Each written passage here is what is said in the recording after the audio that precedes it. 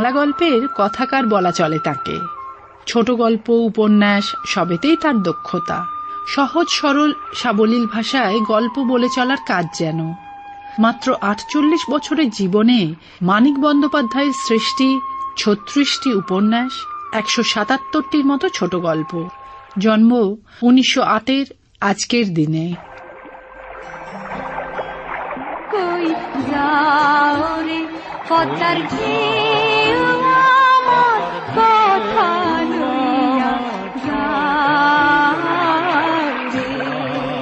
লেখাই ছিল তার নেশা ও পেশা।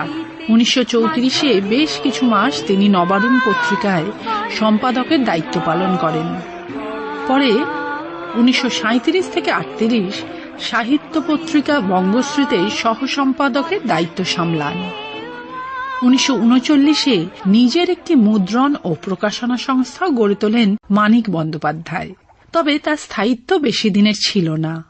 তার বহু গল্প ও উপন্যাস নিয়ে বিভিন্ন সময় সিনেমা, নাটক হয়েছে। উল্লেখযোগ্য সৃষ্টির মধ্যে রয়েছে পদ্মা নদীর মাঝি, পুতুল নাচের ইতিকথা, শহরতলী, চতুষ্কোণ, অতসী মামি প্রভৃতি। যে গল্পগুলি নিয়ে ছবি হয়েছে তার মধ্যে অন্যতম গৌতম ঘোষ পরিচালিত পদ্মা নদীর মাঝি। কত? ৮ মণ ৩৬। সালাম মিয়া ভাই। আরে কুবির ভাই যে কোন সব আসো তো কও কুবির ভাই, মায়া কেমন আছে? আইজ মাইয়ারে আনতে হয়, ডাক ধরে কইছে একখান নাও লাগে মিয়া ভাই। তাম ছোট লাউ খান লইয়া যাও, ইটার এমন কি কথা? শুনি আজান খুলে নাকি নাও খান কেরাই দিছে। আজান খোরা কুবিদারে ঘা দিছে, আমারে কই কেরাই নাইর মাঝি হইতি। আমিও কয়া দিছি কুবিদারে বাদ দিলে আমি আজান খোরার লগে আর থাকুম না। কুবির ভাই কাম করবা, জান দিয়ে তোমাকে দরদ করি। তার লেখার মধ্যে যেগুলি অনন্য সাধারণ বলে বিদগ্ধ মহলে স্বীকৃতি পেয়েছে তার মধ্যে অন্যতম পুতুল নাচের ইতিকথা। ১ কারি টাকা নিয়ে জোয়ান মেয়েটারে আমারে গছিয়ে দিয়েছিস, আর এখন উপকারের শোধ নিস, তাই না? আমি সব বুঝি। কোথায় গেছিলে? কায়েত বাড়ি কাসুন্দি আনতে। কাসুন্দি আনতে গেছিলে না? ভেবেছ যা বলবে তাই বিশ্বাস করব? পাঠক দর্শক মহলে বেশ সাড়া ফেলেছিল দিবারাত্রির কাব্য। কাকে ধরে আনলে গো? অতিথি নাকি? কলকাতায় তোমাদের বাড়ির পাশে থাকতো হেরম্ব, চিনতে পারো? চিনেছি গো। তো ওকে ধরে আনার কি দরকার ছিল? যখন এনেছো তখন কি আর হবে? বসো বাবা বসো। আহাই সিঁড়িতে বসো না গো, মন্দিরের সিঁড়ি পবিত্র। তুমি আবার কোথায় চললে গো?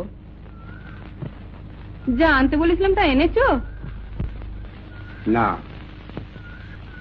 দেখলে লোকটা কাণ্ড, তোমাকে ডেকে নিয়ে এসে ভেতরে চলে গেল। জ্বালিয়ে মারলে, আমার জ্বালিয়ে মারলে।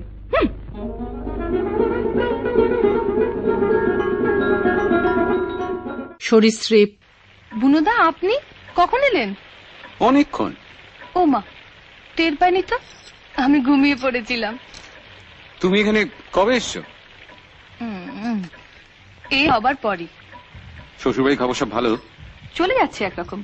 ভুল করেও তো একবার ওদিকে মারান না। যাব, আসলে সময় করে উঠতে পারি না। বিশেষজ্ঞদের মতে মানিক বন্দ্যোপাধ্যায়ের লেখায় মার্ক্সবাদ এবং ফ্রয়েডীয় দর্শন প্রভাব ফেলেছিল। তার রচনায় শহর ও গ্রাম বাংলার সাধারণ জীবনযাত্রার ছবি ফুটে ওঠে। গল্প বলার ধরনটি সহজ ধারায় বয়, চলতি ভাষায় গল্প বলে যাওয়া।